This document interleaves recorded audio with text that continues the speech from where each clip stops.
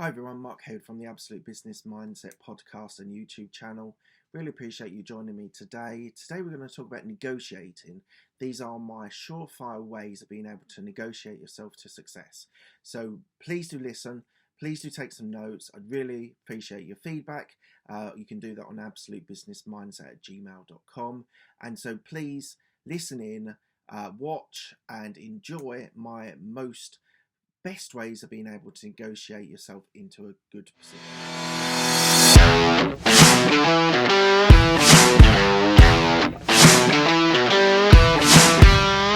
Mark Hayward from the Absolute Business Mindset podcast. Today I'm going to talk to you about negotiating, so please do listen in. I really appreciate you being there, and I'm going to talk to you about negotiating. So go straight into it. There are 12 items I'm going to talk to you about. So I want to talk to you firstly about what to be able to negotiate. You should always think about delaying. Now you might ask yourself, well, what does that mean? You need to be able to think through what you're going to say first. You need to be able to be considered and work out what your strategy is. So don't jump in too quickly. You need to sometimes just delay it, think about it, and don't move too quickly. Okay? Number 2, don't be a child. Negotiating is not child's play. You need to really think about your strategy, think about how you want to deliver it, and the steps that you need to do in there. So don't be childish, don't get offended. Negotiating is not you can't just think about it as a winner and a loser. You've got to not be childish. And the other thing which has frustrated my mentor when he was talking to me about negotiating, he said often in most cases there's not this middle ground that you think you're always going to get. There is some people that are in a stronger position, there's some people in a weaker position. Invariably in most cases you don't get that middle ground.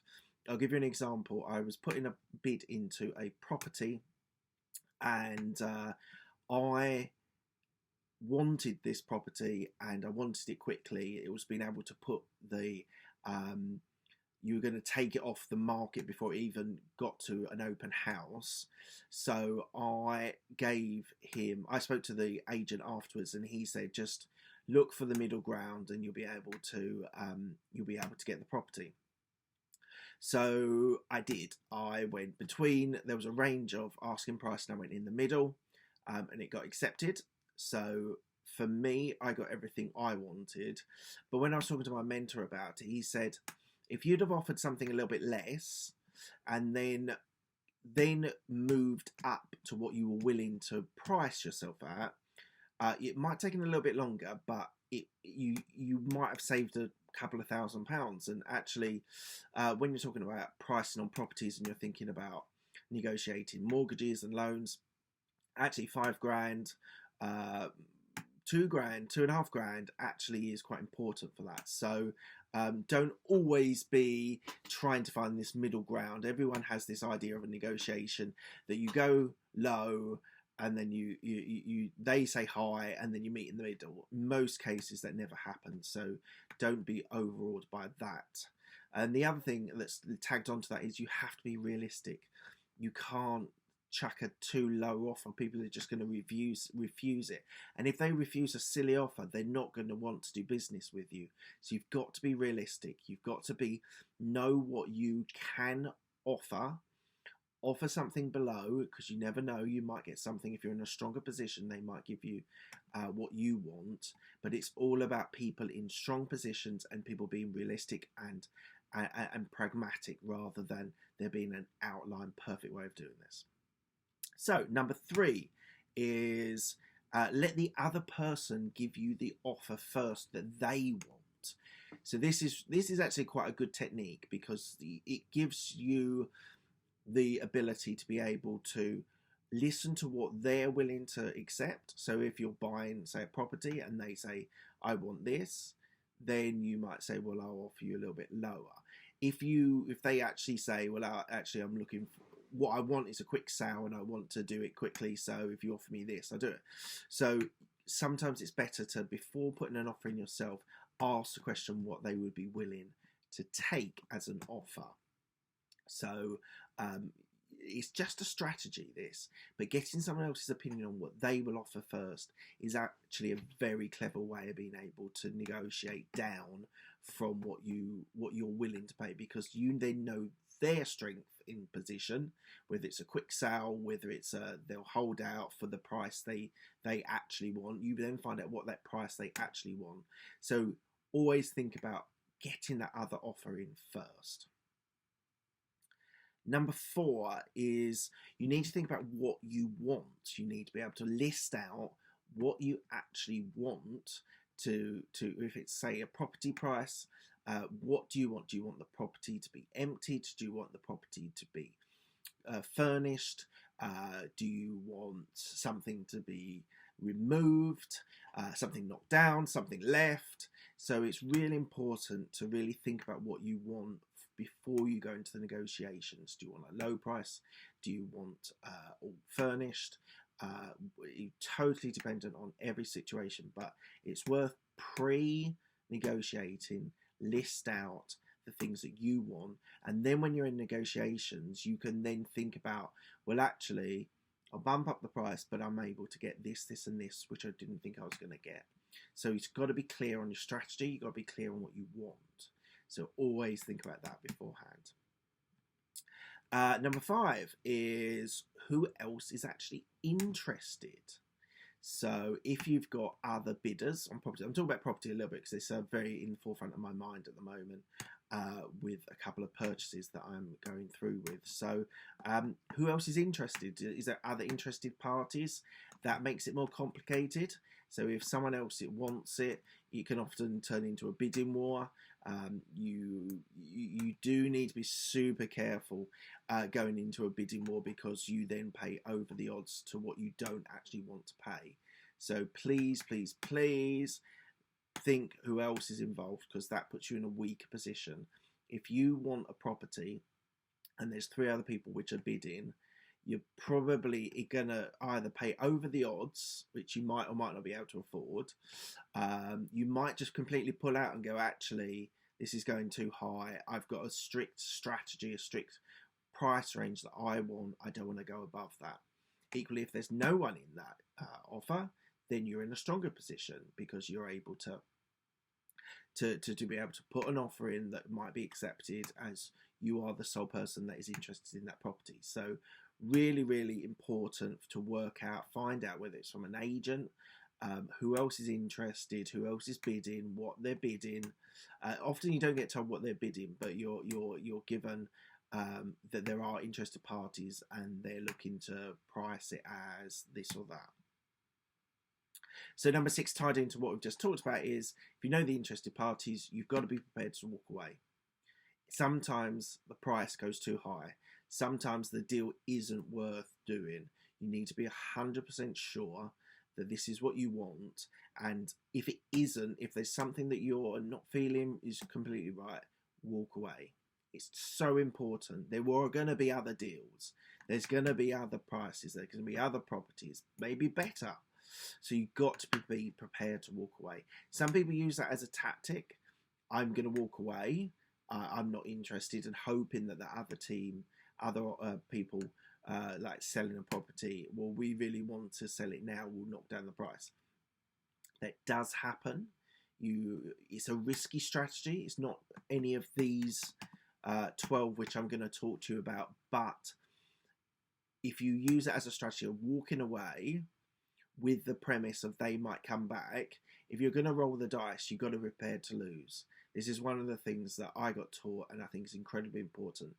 If you think you're in that stronger position and you threaten to walk away and they go, all right, we'll wait for something else, don't go back. You can't go back. You can't go back to that sort of situation, because you have threatened to walk away.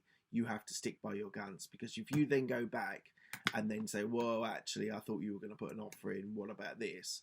You're in a weakened position. They can then renegotiate you even lower. So I think it's really, really important. If you threaten to leave, walk away. So that general number 6 is you've got to be prepared to walk away if it's not right for you. If you threaten to walk away and they call you a bluff, walk. Okay. Number 7, you've got to be able to add value. Add value all the time, whether it's when you're negotiating up or down, you've got to be able to add the value. So you've got to get the price that they want. And it's not all about you, because the seller, it's in their mind, it's all about them. In your mind as the buyer, it's all about you. But as the buyer, you've got to think that there's other interested parties, there's other people involved in this. It's not my show. I'm going in to negotiate. It's not all about being able to get the ego trip that I want. It's not all about you. You've got to make sure that you understand that and you respect that. Number eight is remember patience. So patience in negotiating, patience in looking for properties. Sometimes they come, sometimes they go. You got to be patient to make sure that you are getting what you want. Not everything happens fast. So you might put an offer in and it might take a couple of days to come through. If you're the only people that are offering, it might take a couple of days. Don't rush in. Often you have agents in between that can sort of mediate and say they're thinking about it. They'll come back to you if they've got any questions, and you've got that sort of mediator, which sometimes helps. If you're not in property and you haven't got that mediator and you're like negotiating a business, selling a business, be patient, take your time. The offer might come in and might go, but you might get another offer. You need to be crucially patient. I think patience is probably the best in selling a business. If you want to sell a business and you're gearing up to be able to sell a business, that dream ticket might come along, but actually it's not right for you at that time. They might have unrealistic aims, unrealistic provisos that they want part of that deal. Sometimes you have to think, it's linked a little bit to being able to walk away. You need to be able to give yourself time to think, take some time away. You've got the time. You can sit and think about it. Be patient. If you're a seller, be patient. You never know, there might be another offer coming in. Make the right choice for you. If you're the buyer, you've got to hold fire. You put a bid in, wait it out. There's nothing more you can do until the offer is accepted or declined. Number 9, something I've not really, I have promoted, I haven't promoted, I have promoted. You got to trust your gut. I think with this property stuff that I'm doing, you got to trust your gut. When you're negotiating a salary, you got to go with your gut. You got to be realistic, and you got to go with your gut. It does give you some insight. If you've had a track record of following your gut or knowing your decisions were right, even if it didn't work out, you knew your decisions were right. If you trust, so using your gut as a massive director for you, it's all about trusting your choices that you've made previously. So if you make sound, good choices, then you can trust your gut. If you're erratic, if you make bad choices, then I would say be careful of trusting your gut, because it might mistreat you and you might need some more coaching, mentoring to be able to get that trust. I'll give you a bit of insight into myself. So probably about 5 or 6 years ago, I didn't trust my gut instinct. I never trusted. I thought my gut was a particular member of my family, which I thought would influence me negatively in business, not in personal lives, but in business. I thought they misjudged. They made misjudgments. So I think you've got to be able to trust your gut if it's right. So that might take some mentoring, some coaching, so some decent conversations to be able to, because sometimes these people in your head, this is just so psychologically, sometimes there's people that thought processes you go through are certain types of people. It might be your mum, it might be dad, it might be your uncle, it might be your mentor, your coach, your boss. And sometimes if you trust that voice in your head that you believe it to be true, your gut's going to be all right. So my gut instinct, I kind of think is now me, because I've taken in various sources of trusted people and assimilated, talked to them. I've read books. I've listened to podcasts. I've even done podcasts where I've really respected people's views. And I'm in a fortunate position with these podcasts is I'm culminating information all the time. It takes hard work. You need to do podcasts. You need to do your interviews. You need to have great mentors, great coaches. You need to have trusted advisors. And for me, I've now built a network that I now trust I might take from different people. When you're younger, you tend to be influenced by one person, and that's your gut, and that's true or false or good or bad. When you get a little bit older, I think you need to suddenly you merge these mindsets, these ideas, these processes in your head, and for me, the older you get, the better your gut instinct has come. For me personally, I know a lot of people when they're 18 they trust their gut, and that's amazing, and I didn't, and I think it's really, really incredible. You've had some great people around you at 18. You trust your gut 100%, and you make right choices all the way along. So I think it's not easy, but you've got to be able to get the right people around you. The whole saying, the 5 people that are around you are your biggest influences. So choose them carefully. So for me, and mindset-wise, my mindset is now I've taken great people that have been in my life and been able to meld them into a mindset that when my gut needs to be thought, I trust it. Right, number 10, renegotiate if needed. You've always got that option to be able to renegotiate, even if you put yourself in a bad position. If you really want that trade, that property, that business, there's always a way of being able to renegotiate. You might go in as a stronger position or a weaker position, depending on what your initial bid or deal was, but there's always renegotiation. So just be mindful of that. There is always a backstop, because you can always offer more money, or you can always put other provisos in. So that's all important to understand. The other thing in negotiations, like for a deal on a business, you should prepare. I talk a lot about preparing and being able to prepare for a presentation, a demo, a deal.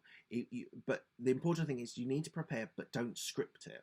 You don't want to have it all scripted out in your head, because these things are malleable. These things are fluid. They're not strictly go through 3 steps like a flow chart. You don't always go 1, 2, 3. You might go to 1 and then 27 comes up as a side swipe you're not expecting to see. So you can prepare, but it's crucial you're not dogmatic and you're not just got a script that you only can go by, because you will get into a negotiation that you're not in control of, and it's all about control and negotiating. You've got to be in control of your emotions, control of your ideas, know what you want to say, know what you want to be able to influence people with and negotiate, but it can't just be one way. You've got to be malleable. You've got to trust your gut. All these other things that I've talked about before. So this is number 11. All those other 10 items, you've got to build them up, but you cannot be scripted, because you will fail. There'll be something that's outside of the box which you haven't thought of, and then you might make a bad decision. Right, the last one is number 12. It should be easy. In theory, it would be great if every negotiation was easy, and it's all about the value that you bring. So if you're bringing value to the party, if you're bringing money to buy that house, if you're bringing value of the business that you're selling, that it should be quite easy. People should be able to see that it's right to put that price on, and you're happy and they're happy.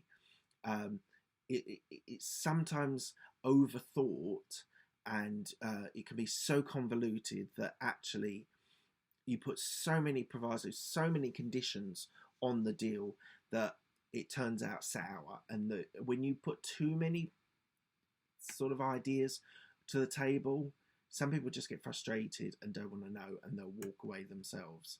So you should bring value.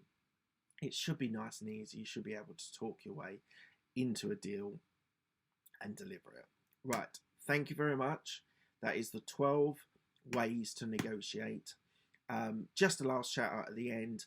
Could you please, any ideas, any views that you've got about the podcast, the YouTube channel, what you want me to talk about, maybe the interviews that you want me to go and try and reach out to, please do drop a mail to absolutebusinessmindset@gmail.com. I'd love to hear your ideas. Equally, you can find me on all the Twitter, Instagram, Facebook, LinkedIn. I'm on all platforms. Do look out. It's got the emblem, the logo, so look out for the logo and then you'll find me. So thank you very much, everyone. I've really appreciated your time. I've really enjoyed speaking to you about negotiating. I think it's a skill that is incredibly important, quite hard to learn. But if you follow those 12 easy steps, you should be able to go into negotiating with strength rather than a weakened position. I really appreciate your time. Thank you very much. I'll speak to you soon.